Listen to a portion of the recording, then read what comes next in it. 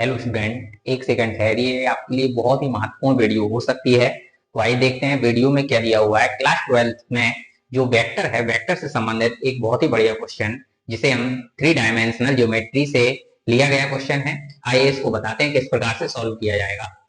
Question है, lambda का वह मान ज्ञात कीजिए जिसके लिए निम्न रेखाएं लंबवत हैं।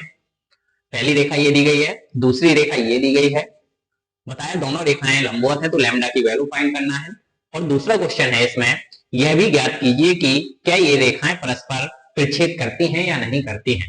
तो ये क्वेश्चन तो बाद में होगा, पहले यहाँ पर लैम्डा का मान ज्ञात करना है। तो लैम्डा का मान ज्ञात करने के लिए रेखाएं लंबवत हैं, तो यहाँ पर b1 b2 वेक्टर फाइंड करेंगे और b1 डॉट b2 वेक्टर का डॉट निकालेंगे, जीरो के इक्वल करेंगे। तो सबसे पहले पहली जो रेखा दी गई है इसको व्यापक रूप में लिखना है।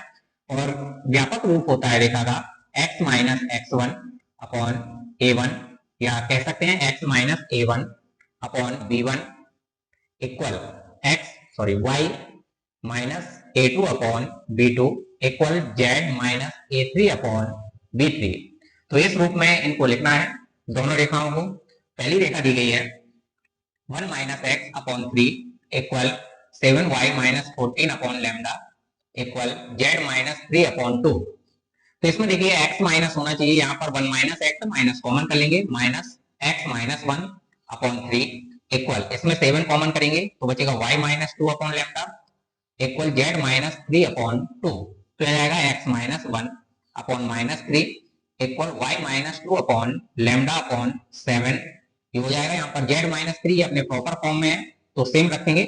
ये फर्स्ट जो रेखा जो दी गई थी इसको व्यापक रूप में लिखने के बाद ये आया, इसमें b1 वेक्टर बन जाएगा, b1 vector equal minus 3i cap plus lambda upon 7 जे कैप प्लस 2k कैप। अब जो दूसरी रेखा दी गई है, दूसरी रेखा को भी इसी रूप में प्रदर्शित करना होगा।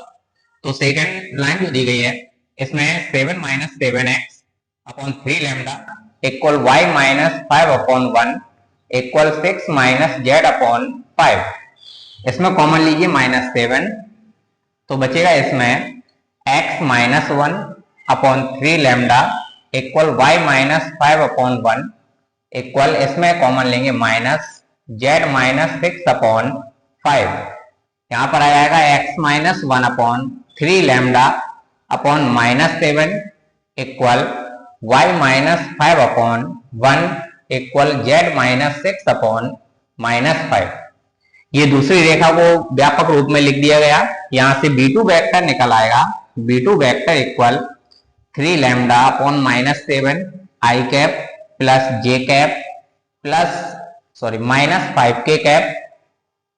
जो दोनों सदिश निकले हैं, आप दोनों का डॉट लंबवत होने के लिए, लंबे के लिए होगा b1 vector dot b2 vector equal 0। b1 के लिए सदिश दिया हुआ है minus 3i cap plus lambda upon 7j cap plus 2k cap dot b2 सदिश दिया है 3 lambda upon minus 7 I cap plus J cap minus 5k cap equal 0।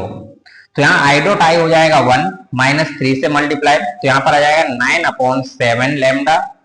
Ji dot ये 1 हो जाएगा तो यहाँ पर आएगा प्लस लैम्डा अपॉन 7, के डॉट के 1 हो जाएगा माइनस 10 इक्वल 0।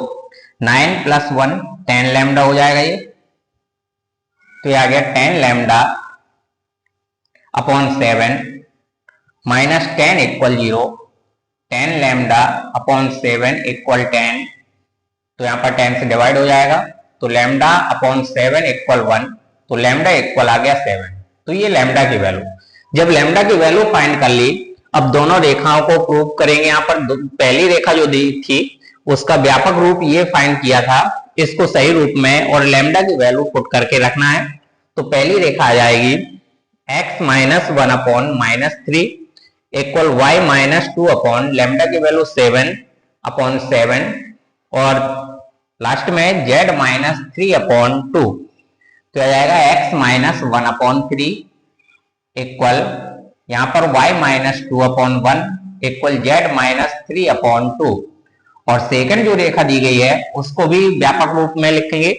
सेकंड रेखा थी अपने पास, यह है सेकंड, तो यहां पर लिखेंगे x minus 1 upon 3 lambda upon minus 7 equal y minus 5/1 equal z minus 6/-5। इसमें भी लैम्डा की वैल्यू जो फाइंड की थी 7 रखेंगे हम, x माइनस 1/7 रखेंगे तो -3 आएगा, इक्वल y माइनस 5/1 आएगा, इक्वल z माइनस 6/5 आएगा माइनस का। तो ये दोनों रेखाएं फाइंड कर ली। अब इसके बाद अपन को करना है, यह भी ज्ञात करना है कि ये रेखाएं परस्पर एक दूसरे को प्रच्छेद करती हैं या नहीं। अब यहाँ पर प्रच्छेद करने के लिए जो प्रूव करना है प्रच्छेद करते हैं या नहीं, तो इसके लिए जो पहली रेखा दी गई है इसके एक कोण में मान लिया K, और जो दूसरी रेखा दी गई इसके एक कोण में मान लिया P। तो यहाँ से जो बिंदु निकलेंगे, मतलब x minus 1 minus 3 equal K करेंगे तो x की वैल्यू यहाँ से आ जाएगी x equal -3K plus 1, y की वैल्यू आएगी यहाँ से y equal K plus 2 and z equal निकल के आएगा यहाँ से 2K plus 3, z equal 2K plus 3।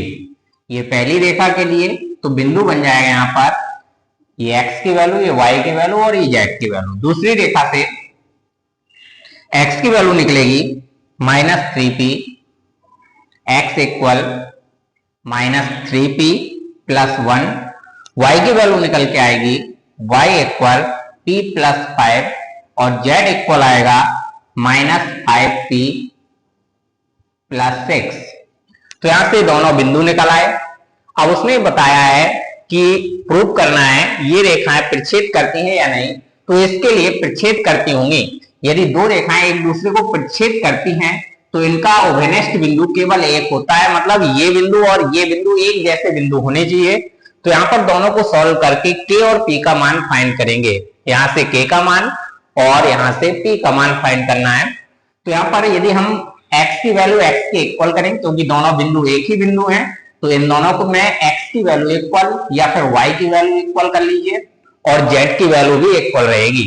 तो यहाँ पर लिखेंगे पहली रेखा से x1 इक्वल x2, तो यहाँ पर आएगा -3k plus 1 equal -3p plus 1, 1 से 1 cancel, 3k equal 3p, k equal p, y1 equal y2, y1 equal y2, y1 की वैल्यू यहाँ पर k प्लस 2 और y2 की वैल्यू है p प्लस 5।